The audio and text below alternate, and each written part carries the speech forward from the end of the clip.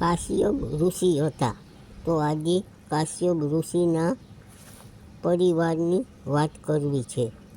તો કાશ્યપ ઋષિ હતા, તેમના પત્ની દેવી અદિતિ હતા. તેમના પુત્ર એટલે સૂર્ય નારાયણ હતા.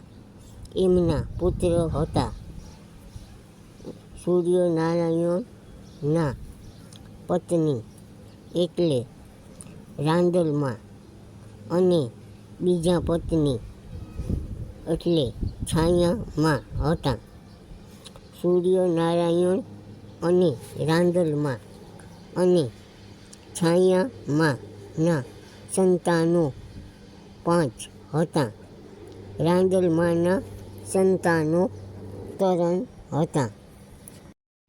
સારાવણક એમનો મોટો પુત્ર હતો, અને બીજો પુત્ર હતો ઈ યમદેવ હતો.